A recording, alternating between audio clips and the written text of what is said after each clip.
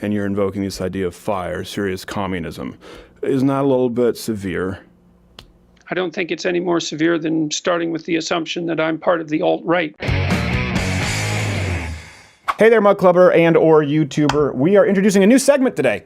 Long-form interview called Devil's Advocate, where we'll bring on the foremost conservative thinkers, critical thinkers, and try to present both points of view. I think it was my friend Owen who actually said, if you cannot argue your ideological opposition's point of view as effectively as they can, you have no business holding your own position. So the purpose of this format is to argue the progressive left's position more effectively than they do, and to hopefully equip you in case you will encounter these arguments, these lines of questioning, these specific patterns of attack that you see from the left. So I warn you, you might get mad, you might get frustrated, you might want to beat up Skyler. I know that I did. These do not represent my views at all, or the views of anybody at Louder with Crowder, unless I don't know about it. Enjoy Devil's Advocate with Dr. Jordan Peterson. Devil's Advocate With Skyler Turden. All right, I am your host, Skyler Turden. This is a segment where we take on the biggest right-wing personalities on the web, out there sort of in the cultural sphere, and challenge them, hold their feet to the fire to see if their ideas hold water. And our next guest is very popular, so very noted fascist, super popular internet personality. You can take his personality quiz, I guess, at selfauthoring.com. His book is 12 Rules for Life, is available at places. Jordan Peterson, thanks for being on the show, sir. Thanks for the invitation there, Skyler. Yes. So let me allow you to sort of establish with people who aren't necessarily familiar. You've made it your main goal to be an advocate of free speech, particularly speaking out against restrictions thereof. I know it started, you sort of rose in notoriety with Bill C-16 in Canada. Tell us in your own words, why freedom of speech is so important and why you took your stand. Okay, well, first of all, I don't think that that's what I put myself forward as in the main. Okay. I'm actually very interested in the relationship between meaning and responsibility. Okay. And so I think that my books and my lectures are mostly devoted towards that. I see free speech as necessary because it's part of the process by which the left and the right continue in an ongoing dialogue about how society should both maintain and update its structures, and that any attempts to interfere with that are dangerous to both necessary wings, let's say. Okay. And in Canada, there was a bill passed a year ago in May, Bill C-16, which purported to do nothing but extend charter rights and certain protections under the criminal code to transgender people. But that isn't how I looked at the legislation. I thought it was a piece of compelled speech. And the justifications for doing that were very thin. Well, okay, let me ask you that. So first off, okay, meaning and responsibility where they intersect, but freedom of speech is a big component to that, right? And that's why you talk about it. Well, it's a responsibility to speak properly, and it shouldn't be something that the government should interfere with. The government interferes with that at its peril, whether it happens to be left or right-leaning. Well, I just want to make sure I wasn't, because you made it sound like I was misrepresenting you, but it sounds like, no, that is a big part of it. So the thing with Bill C-16, right? You say that. I've read through the bill. I've not seen anything that specifically relates to compelled language. You often use that word, compulsion of language. I don't see it in there.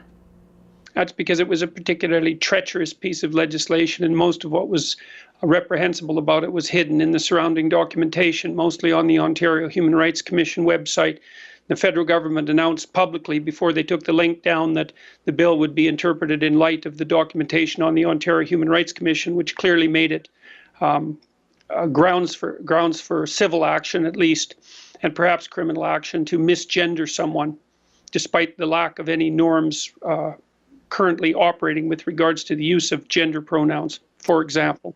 And it also instantiated a social constructionist view of gender into Canadian law, which I thought was equally reprehensible, given that the scientific evidence is overwhelming that a substantial part of gender differences in biology and personality and temperament are biologically influenced, if not determined. Right, and I know then we can get into sort of this biological determinism I know is really popular with the alt-right and in that sphere, but it sounds to me like what you just said, before we move on to more freedom of speech and the meat of some of your other topics that you discuss, sounds to me like you're talking about a potential interpretation of the law provincially, but that's not what the law said, and considering that's like the catalyst for you, here's this rock star on the right, don't you think that's a little important? I don't think that there would have been inclusions within the law of changes to the criminal code if the intent wasn't much broader. And the law was only about a paragraph long, and so the surrounding documentation is of crucial importance. And if the federal government was playing straight with regards to the origin of the law and how was it going to be interpreted, they wouldn't have taken down the link that had made the claim quite straightforwardly that it was going to be interpreted in light of the Ontario Human Rights Commission's already extant policies, which surrounded similar legislation at the provincial level. Besides, it played out exactly the way I thought it would play out. For example, at Wilfrid Laurier University, where a teaching assistant was had her feet held to the Maoist flames for daring to show a video expressing my views to a communications class. No, you use that I don't think I hold on a second. You use that kind of language like feet held to the Maoist flames. And then I know that you talk a lot about polarization. Don't you think that's adding to the polarization? Like you're talking about Mao and you're invoking this idea of fire, serious communism. Isn't that a little bit severe? I don't think it's any more severe than starting with the assumption that I'm part of the alt-right, which is a white supremacist organization and an identity politics group. Who said you were part of the alt-right? I didn't say you were part of the alt-right. Yeah, you did, actually. You could just rewind the tape. No, I mentioned that it was popular in alt-right circles, and you happen to be popular in alt-right circles. Listen, if I happen to be popular at universities, and they show, I'm not responsible for what those professors say. I'm just saying it's your views. Would you disagree happen to coincide with the views of a lot of the alt-right? Yeah, I would disagree. Okay. I don't think they agree with the alt-right at all. In fact, I have some very pronounced enemies on the alt-right, and they've come out and said exactly that, because I've said in multiple public appearances that I'm no fan of collectivists. I don't really care if they're on the left or on the right. It's equally reprehensible as far as I'm concerned. Yeah, well... So there's just two different ways of playing identity politics. There's a left-wing way and a right-wing way, and I'm not in favor of either of them. Yeah. So I think any attempt whatsoever to associate me with the alt-right, regardless of whether you have an opinion that I have followers there, is merely an attempt to Sure. And denigrate what I'm saying by association. Well, I don't want. Listen, that's not what I'm trying to. I was mentioning it is popular. These are popular in the alt-right circle, but they do disagree. What's your evidence for that? But no, you're right. They do disagree with you, and largely because you're Canadian. There's a split there with American alt-right and Canada. But let me go back to what you were just talking about here. Sort of, you mentioned biology. Now, let's say that I agree with you, right? Biology, and it's a big determining factor in gender. Let's, for the sake of argument, act like gender and sex are the same thing. I'm assuming, obviously, you haven't really familiarized yourself with Simone de Beauvoir or Judith Butler, but that's cool. So familiar enough. Familiar enough, and that's the danger with a lot of Judith people. Butler. Yeah, well, that's the danger with a lot of people. They're only familiar enough. But let's assume that it's correct, okay, and that biology determines gender. I don't think we would disagree that transgenders have been the victim of hate crimes at a disproportionate rate, and this is the complication that I think a lot of right-wingers miss. They see it; they're very reductive. Permitting absolute freedom of speech, it silences other people's free speech because it allows people to bully victims into silence, and then you have freedom of speech if it's blanketed. Actually reduces the totality of free speech because of minorities who are afraid to speak out. Is that a problem that you agree with? Well, there's no doubt that speech can be misused and commonly is. The question isn't the issue. The issue is who's going to regulate it. And the answer to that is minimal regulation, because it's such a fundamental part of the ability to think and orient yourself in the world.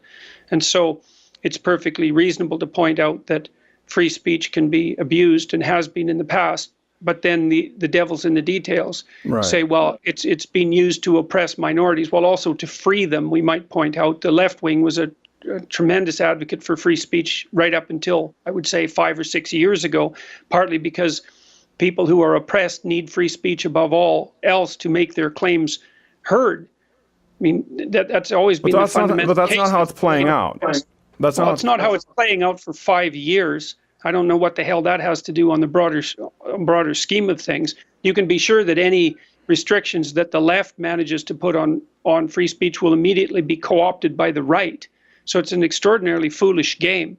And then there's an issue that's even deeper than that, which is, well, we've already agreed that speech can be, let's say, harsh and divisive and oppressive, all of those things. Who's going to regulate it? Whose hands are you going to put that power in? Well, here's the thing. I think you do this a lot, and people on the right do this a lot, where they sort of act like this government is this far-off entity who makes these decisions in Washington, D.C. Listen, it's us, right? We're a democracy here in the United States. People vote in their representatives. So the government is us. I pay my taxes. I get water that comes from my tap at the same speed as I get access to the freeways as anyone else. We do agree, when we live in a society, that a government has certain control. I mean, we don't complain about other regulations, and this is where I think we complain about any regulation that transgresses constitutional rights, and the right to free speech is probably the primary right, at least in the U.S.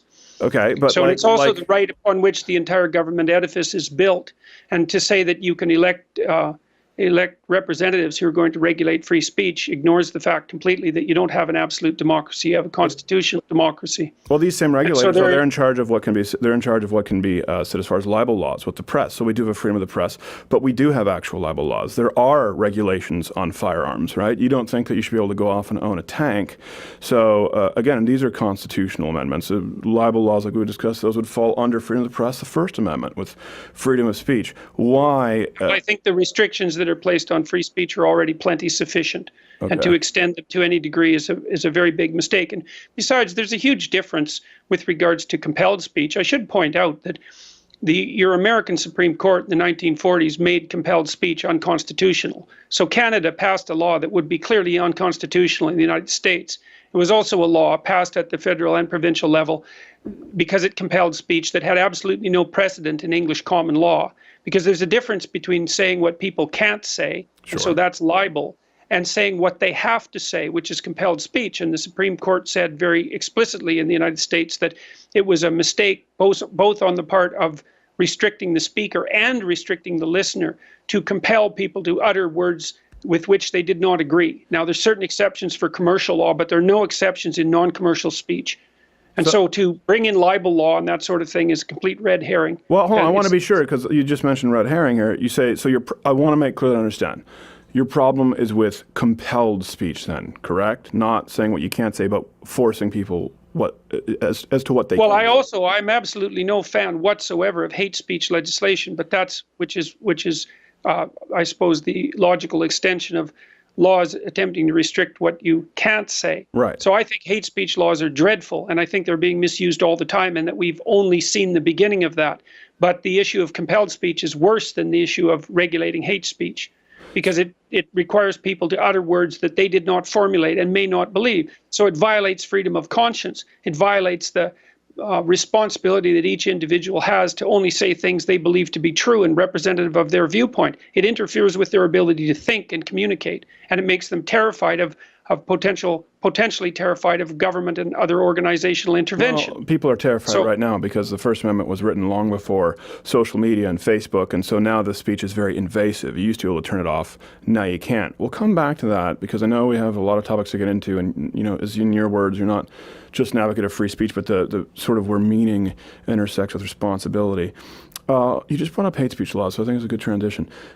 Jordan, do you support equality? It's a trick question. So how about you specify it a little bit more clearly before I answer that? Okay. Do you support equality of race, gender, sexual orientation? Same objection applies. Define equality. Equality of opportunity for sure. Equality of treatment. Not in the least.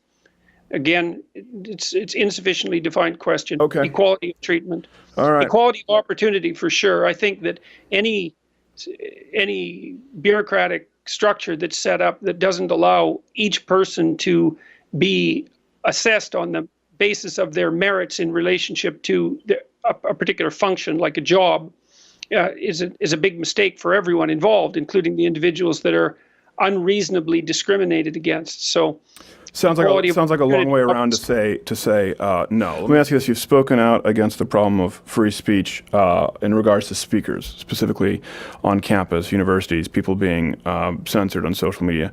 Let me ask you that: is that even a question like of speakers, for example, on campus? Is it a question of free speech at all? Isn't that just a private entity refusing to serve an individual whose message they don't agree with, not hosting them? Well, it's certainly not the case in Canada because the universities are public. Okay. And that's also the case in many universities in the United States.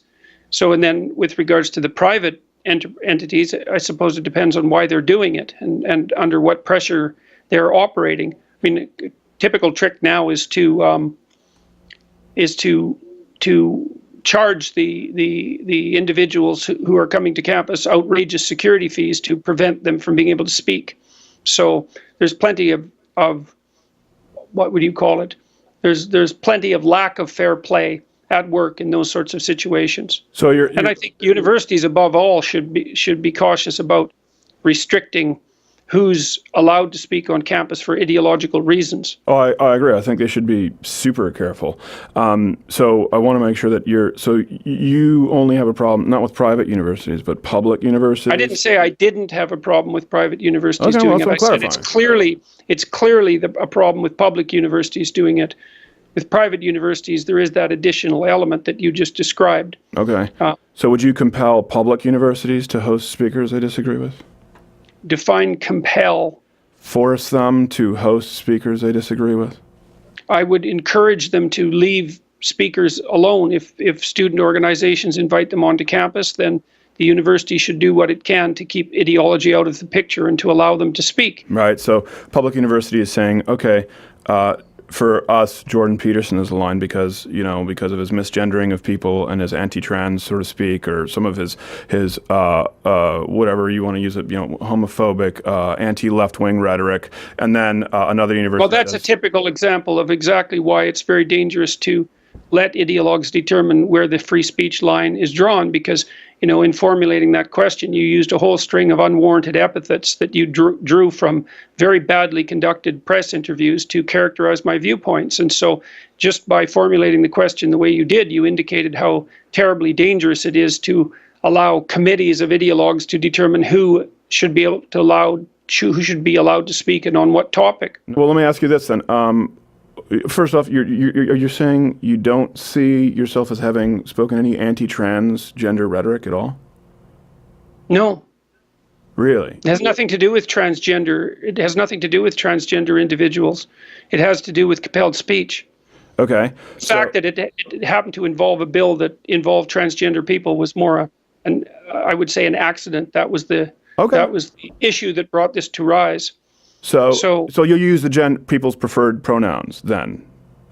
I haven't, and it would depend on how I was asked. It would depend on which pronouns, and it would depend on what I thought their motivation for requiring them was, and it would depend on whether they demanded it and all of that. So at the moment, I'm very disinclined to do it because now I have to do it. I'm legally compelled to do it in Canada, and that's enough reason for me to say no. Well, it sounds to me like that you said that you gave a lot of depends for someone who believes in... Yeah, that's for sure. You don't have the right to determine how I address you. Well, you don't have the right to deny their reality, to deny who they are, how they identify. Why? So then it just I deny people's reality all the time by disagreeing with them. So, and they do the same to me. And you have every right to deny someone's reality. That's the whole basis of your ability to think independently, is that you get to define reality one way and other people get to define it another way. And then hopefully you negotiate a shared reality that you can both live in peacefully. Well, that's my point. So that's a completely specious argument. Well, no, that's my point, is because for someone who does talk about moral absolutism to some degree, in this case, there are a lot of depends. And for example, if a black guy said, hey, I'm black, you can just say, no, you're not. And then can you use racial epithets or what he considers racial epithets? I mean, because people in the trans community... Can I? Of course I can. Whether I should or not is a different issue, and whether or not it should be illegal is a completely different issue.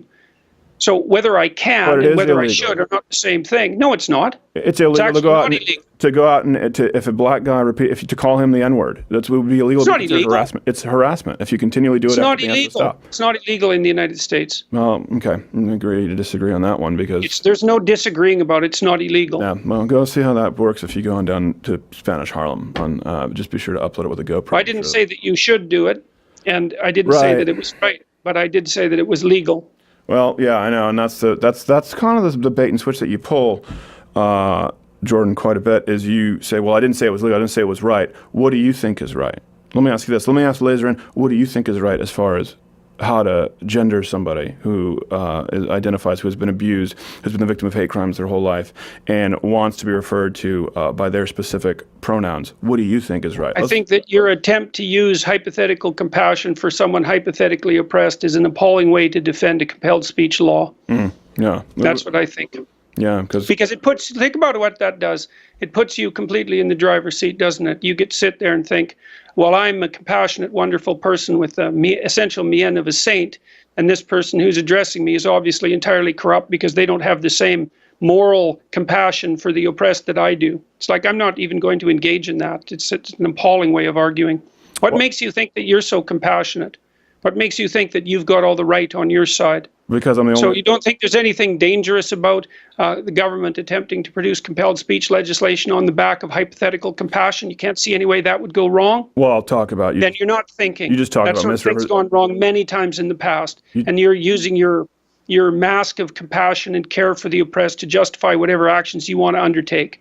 All right, listen, I let you go here. You talk in paragraphs around in circles. Now you're misrepresenting me. I didn't say that at all. I didn't say that I don't see any problems with it. I think I'm the only one in this interview. You haven't pointed out any problems with it so far. Well, I'm also the only one who hasn't condemned compassion in any way, shape, or form. And compassion needs to be condemned in many, many ways because people use it as an unthinking marker for moral virtue, and it's not that at all. I understand that it can be subjectively condemned, but I'm saying there's one of us here who has advocated it as a virtue, and I think you do well to include that in your rhetoric. This is an opinion. Yeah, well, I don't buy the idea that compassion is a virtue. And I don't think that it should be arbitrary. I'm talking about people with, again, the government these are elected officials, and we elect the most qualified people for the job. You cannot elect someone who's the most qualified for the job and then decide that they don't have the authority that you've granted them as a voter. Yes, you can. That's what a constitution is for. That is what a constitution is for. So yes, you absolutely can. The Constitution puts limits on the power of the elected representatives, and partly that's to protect the rights of minorities. And one of the most fundamental rights that minorities have is the right to free speech. It's absolutely unbelievable that the left, who hypothetically are standing up for the rights of the oppressed, are daring to challenge the supremacy of free speech, because it's been the fundamental weapon that people who are dispossessed have used against power structures since the beginning of the right itself. So it's unbelievably short-sighted. And if you think that the restrictions on free speech that are being put in place by the left won't be misused by the right, then you're not thinking at all. You keep saying that. The Constitution's changed. Some people think that income tax is unconstitutional. Do you think income tax is unconstitutional? Do you think we have to completely do away with income tax? Because we have amendments that deal with that. The point is it's a living, breathing document, right? And the people who have been granted that It's not living and breathing as much as the radicals who wish to transform it according to their ideology think it is. So, and you mess with constitutional amendments at your peril.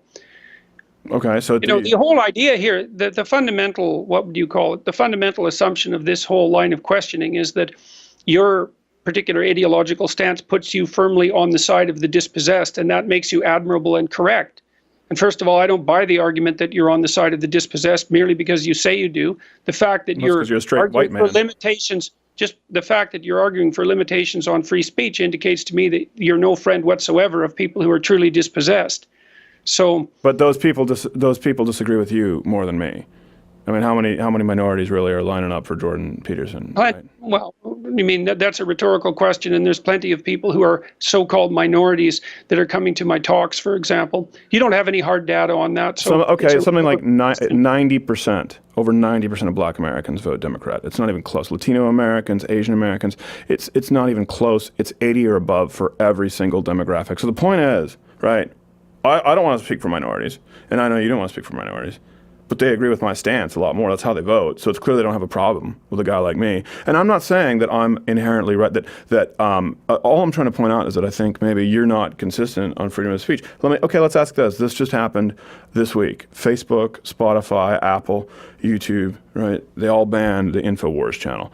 So let me ask you, do you think that's a good thing or that's a bad thing? No, I think it's a catastrophe. Okay.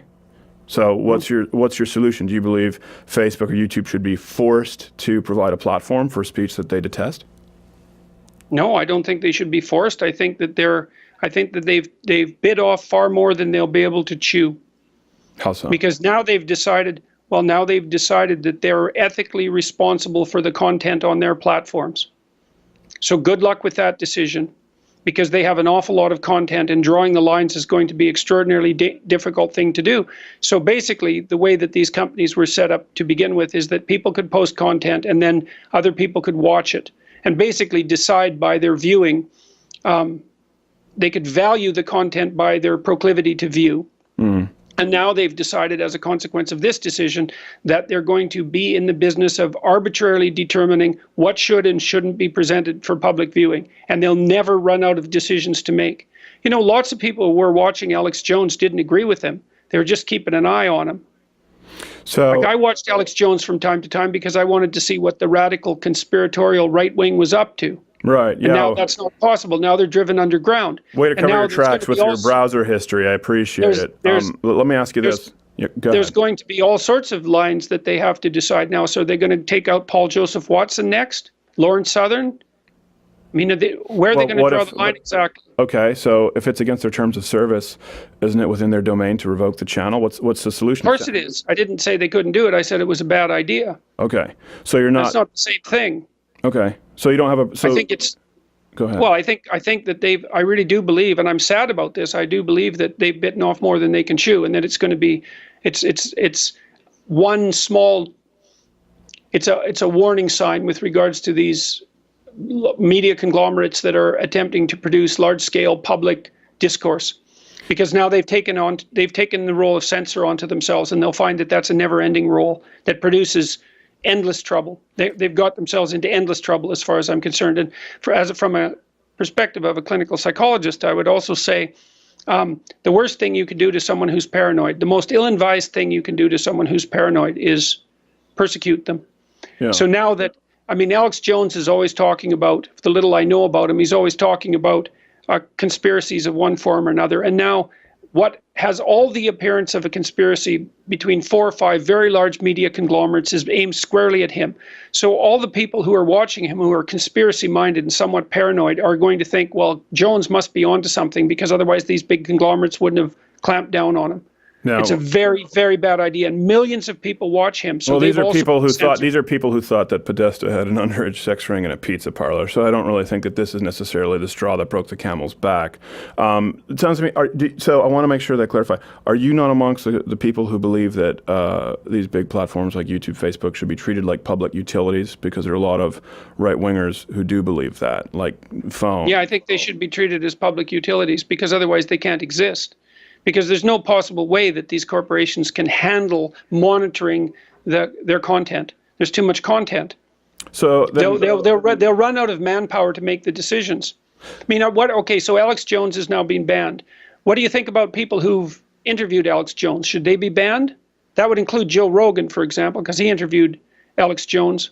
yeah. So should we ban him? Well, And if not, why not? So you think that Facebook, YouTube, Google, these companies that, basically start up in garages, these tech startups, invest millions of dollars and they grow to become successful, and then you support the government stepping in an authoritarian fashion and telling them who they have to allow on their platforms? I didn't say the government should step in. I said that they made a mistake by deciding to act as censors, and that they'll pay for it. I didn't say anything about anybody stepping in and changing it. I said it was a mistake. Well, if they're to be treated like public utilities, then that would be the government stepping in, because right now they're not.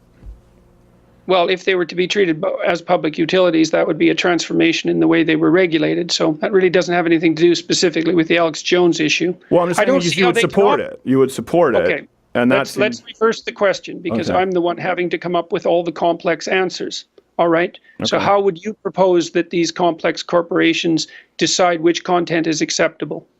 Exactly. no. How would you propose that? Exactly. I would propose it. I don't think there does Yeah. need to be a proposal. I mean, I think this is where actually I would be on your side. Let the free market decide. And the free market is YouTube and Facebook. And if they don't want to host content, I don't think they should be forced to host content. I don't think they should be compelled to host content. Well, obviously they shouldn't be. That's not the issue. The issue is, how are they going to go about making the decisions, and how are we going to be sure that that won't go dreadfully wrong? I mean, obviously it's the case that censorship can go wrong. You certainly see that in places like China. Once you start with censorship, how do you have any idea how you're going to put proper boundaries around it and decide who's acceptable? You're either going to let your listeners decide that, or you're going to decide it. And then you're going to find out that you've taken on a huge weight of decision making that you can't handle.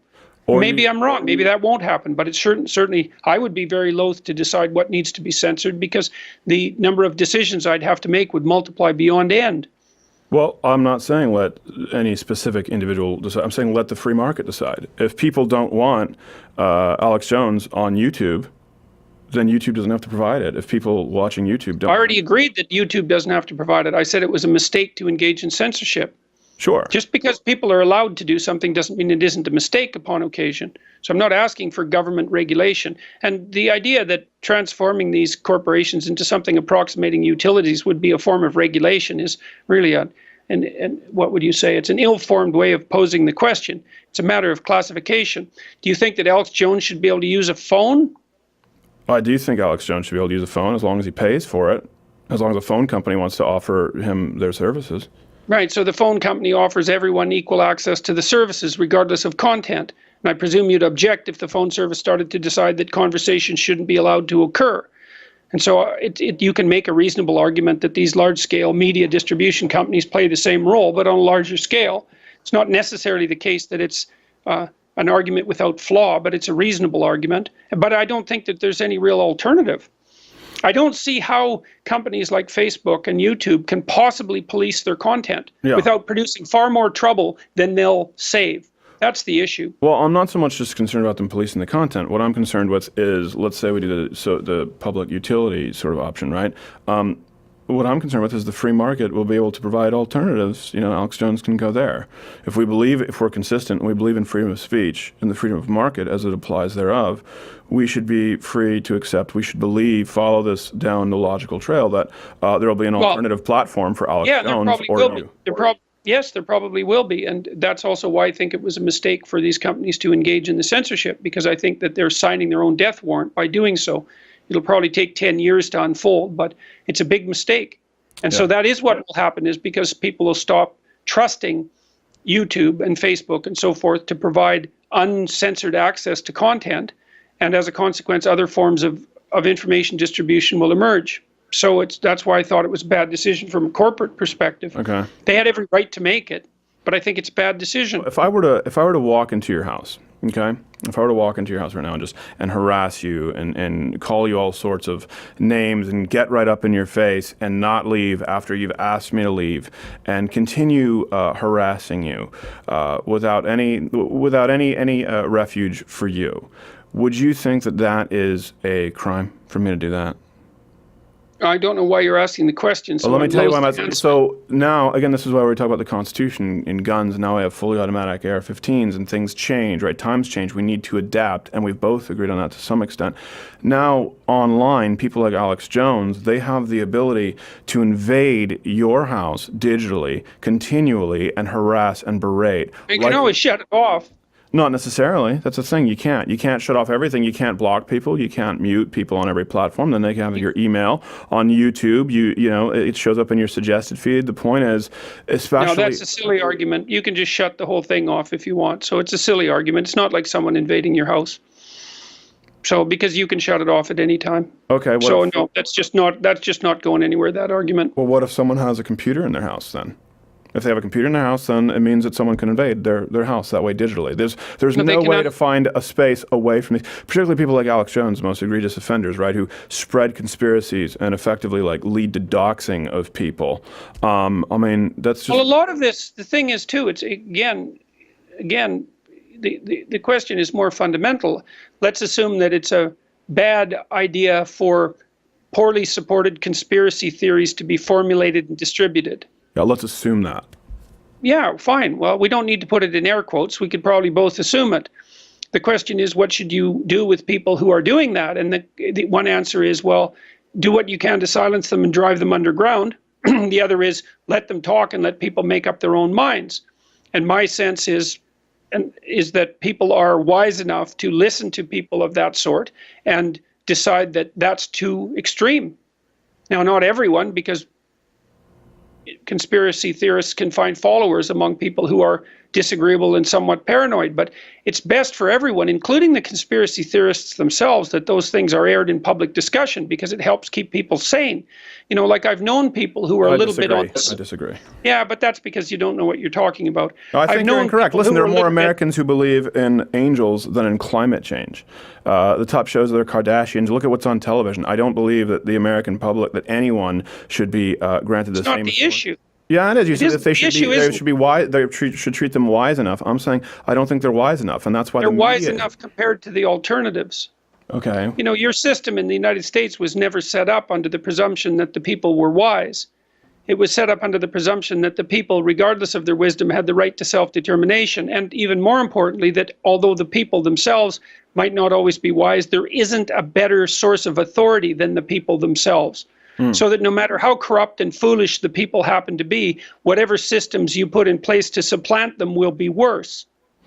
And so I think that, and you might not believe that, but that's fine. But that is the founding principle of the American system. I don't believe it. No, that's fine. You don't have to believe it. I don't believe that. I don't believe that Alex Jones and anyone with a Facebook page is, for example, as qualified and as safe for the American public as Walter Cronkite or people in the Senate and House who are qualified to make these determinations. I don't. That's just a disagreement. But I'll let people, It's not just a disagreement. It's actually a disagreement about the fundamental structure of the entire political system, because you think that it's possible to produce banks of experts of one sort or another who can supplant the fundamental will of the people. And I think that that's a very bad idea. And I think that history shows that that's a bad idea. At least with democracy, it tends to be self-correcting. So if people make egregious errors, they correct them in the next election. Well, okay. And so, sorry, I want to give you a so again, that is selfauthoring.com if people want to take your quiz, and the book 12 Rules for Life is available at places. So let me final question. Does it ever concern you that you might be on the wrong side of history? What mostly concerns me is whether I make a mistake when I'm talking, and so I'm not thinking about the wrong side of history precisely.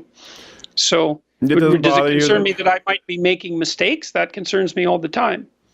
But I thought the things that I say through very carefully, and I'm perfectly willing to live or die by them, let's say. So. Well, I ask you that because we've gone through a litany of using people's preferred pronouns, the idea of compassion, neither of which do you support, and then we've gone through things like Alex Jones and extremists in social media, and these are ideas that I wonder if you constantly finding yourself defending just bad people, and even if you're not one, if you mostly what I find myself doing is being supported by a very large number of people, and being, what would you call, put on the spot in various uncomfortable ways by a tiny, noisy minority of radical collectivists. So that's mostly what I feel, or mostly what I experience. Isn't it wrong side of history. Isn't it your buddy Shapiro who says facts don't care about your feelings? So if that's how you feel, I'm sorry, that's not my intent here. But again, that is selfauthoring.com, 12 Rules for Life. Dr. Jordan Peterson, thanks for taking the time. Listen, man, I mean, you have your point of view and I have mine, and there it is. Hey, if you like this video, subscribe, but that doesn't really mean a whole lot, so you can hit the notification bell. I know that Skyler was incredibly unpleasant with Dr. Jordan Peterson. I wanted to kick his ass.